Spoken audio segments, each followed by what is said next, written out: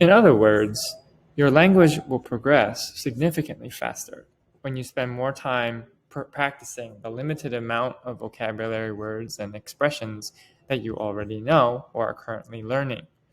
Um, and it's really important that you practice as much as possible in as many ways and contexts as you can, because language is about invention, and it's really important to be flexible and use language in creative ways. So when you have a limited number of vocabulary words, one of the benefits of that is to be able to use the words in more versatile ways. So you don't focus on the scope or the breadth of your language vocabulary ability, but the depth of your ability to use those words.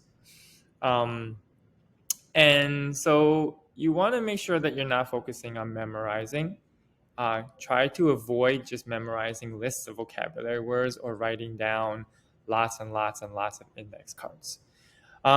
In the beginning, things will seem slow and you might feel discouraged because you do not have a lot of vocabulary.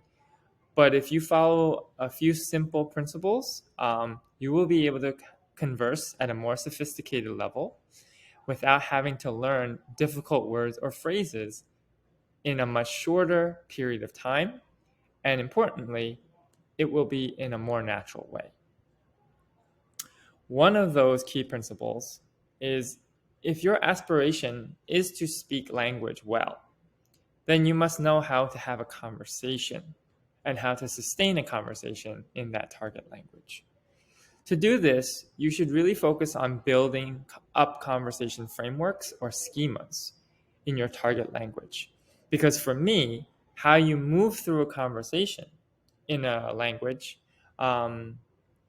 is just as important as the words you use in a conversation.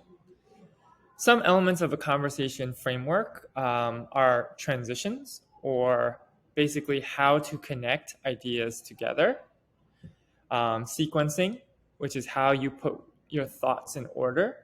Because I know for me, when I'm learning another language and I want to speak in that language, I have trouble keeping my thoughts organized, because I'm just thinking in the moment of how I'm going to respond or how I'm going to communicate in the language that I want to practice. So that's why it's important to have sequencing be a part of your language learning toolkit. Questioning. These, of course, are prompts that seek to elicit responses that will lead to deeper and engaging conversations. And so I cannot stress enough the importance of focusing on working on your language, your ability to have a conversation, so that your conversations are more meaningful